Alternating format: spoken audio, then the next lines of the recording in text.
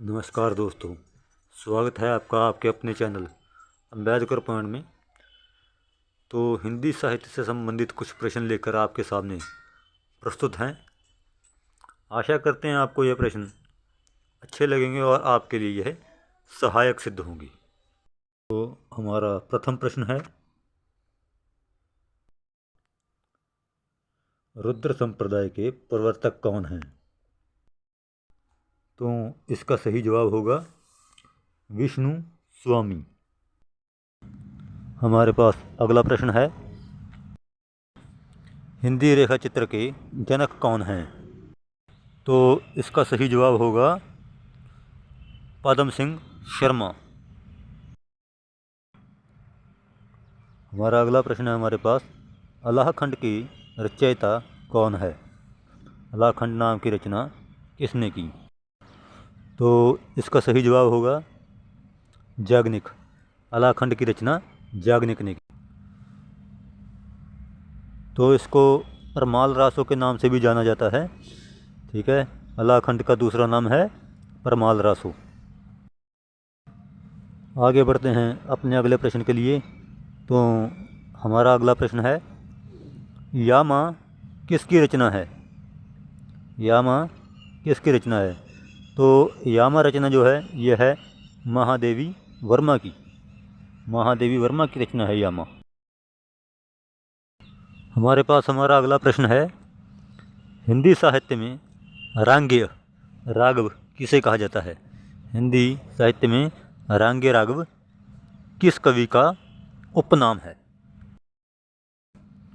तो इसका सही जवाब होगा त्र्यंबकम वीर राघवाचार्य को। ठीक है, त्र्यंबकम वीर राघवाचार्य का नाम है यह।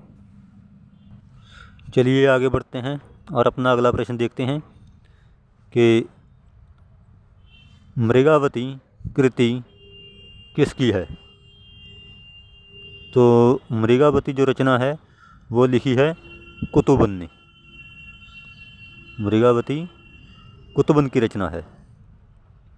और हमारा अगला प्रश्न देखिए, अंधा युग किसकी कृति है? अंधा युग किसकी कृति है? तो अंधा युग के जो रचनाकार है वो हैं धर्मवीर भारती।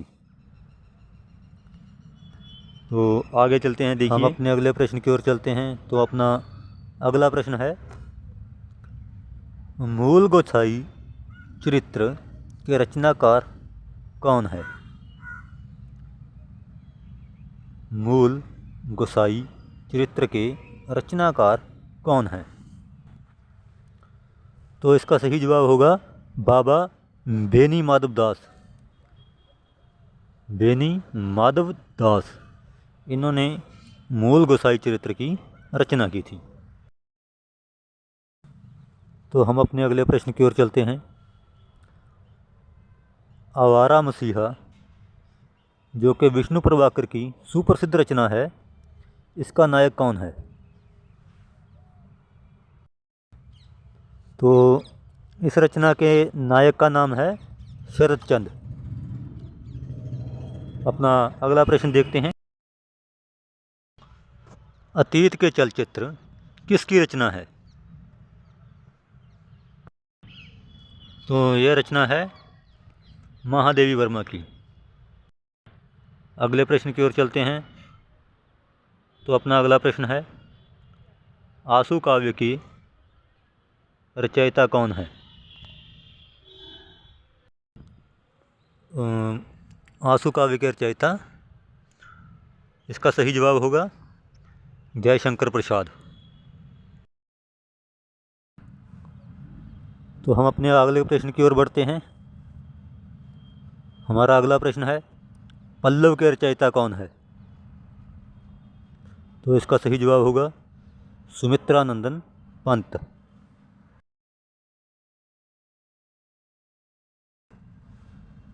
निशा निमंत्रण के रचनाकार कौन है? तो ये हमारा अगला प्रश्न है, निशा निमंत्रण के रचनाकार कौन है?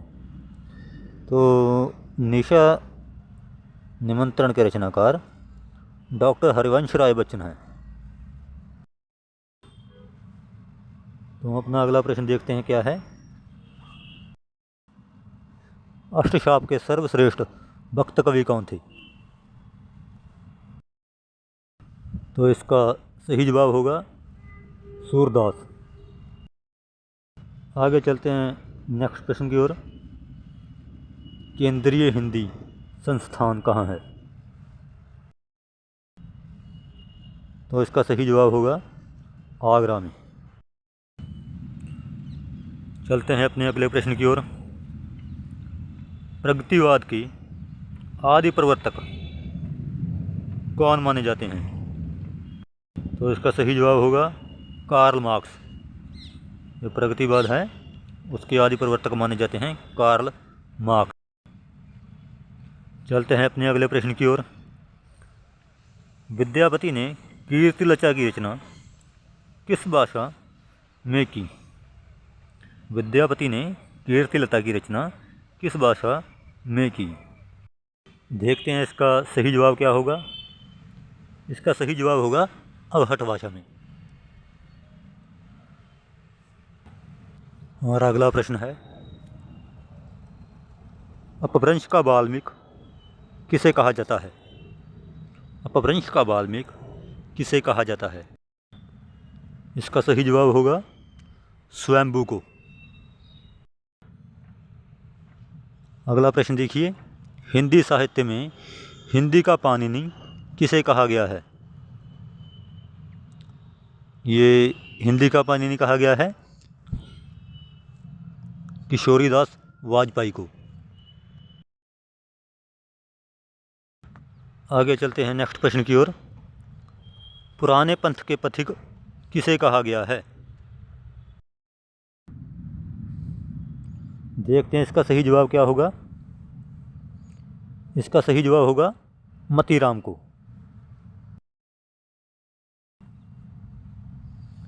पंचवटी शब्द में कौन सा समास है? यह व्याकरण से संबंधित प्रश्न है।